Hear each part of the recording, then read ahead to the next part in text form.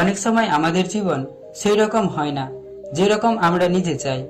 আমাদের ইচ্ছার বাইরে অনেক কিছু হয়ে যায়, কিন্তু সময় চলে যাওয়ার সাথে সাথে আমাদের অনুভব হয়ে যায় যে যে কথাগুলো আমাদের সেই সময় ভালো লাগেনি, ওই কথাগুলোর জন্য আজ আমরা ভগবানকে ধন্যবাদ জানাই। সেই জন্য বলছি, যা হয়েছে তা ভালোই হয়েছে, আর যেটা হচ্ছে সেটাও ভালো হচ্ছে, আর যেটা হবে সেটাও ভালো হবে। এজন্য আমি আপনাদের সুন্দর একটা গল্প শোনাচ্ছি।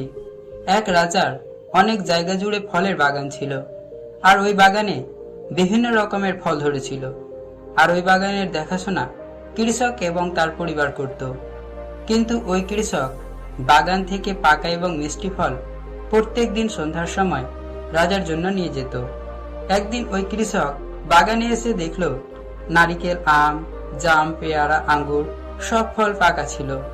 এই ফলগুলোকে দেখে কৃষক ভাবতে লাগলো, আজ রাজার জন্য কি ফল নিয়ে যাব। না জানি তার মনে কি হলো, সে আঙ্গুরের ঝুড়ি ভরলো এবং রাজার জন্য প্রাসাদের দিকে যেতে লাগলো। পথে যেতে যেতে সে ভাবতে লাগলো, শুধু আমি আঙ্গুর ফল নিয়ে এলাম, বাগানে আরো অনেক রকমের ফল পাকা ছিল।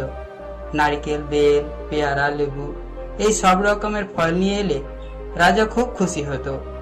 এগুলো ভাবতে ভাবতে সে রাজ দরবারে পৌঁছে যায়, আর সে তার আঙ্গুরের ঝুড়িটা রাজার সামনে রেখে দেয় এবং ওই কৃষক রাজ দরবারের কিছুটা দূরে বসে পড়ে। কিন্তু রাজা গভীর চিন্তায় মগ্ন ছিল, নিজের খেয়ালে ডুবেছিল। রাজা ফলের ঝুড়ি থেকে একটা আঙ্গুর তুলে খেত এবং আরেকটা আঙ্গুর টেনে ওই কৃষকের মাথায় ছুঁড়ে মারত। রাজার দ্বারা ছুঁড়ে মারা আঙ্গুর যখন কৃষকের ওপর পড়ত, তখন কৃষক বলতো, ভগবান খুবই দয়ালু আছেন। তারপর রাজা আবার ঝুড়ি থেকে একটা আঙ্গুর তুলতো এবং কৃষকের উপর খুব জোরে মারত।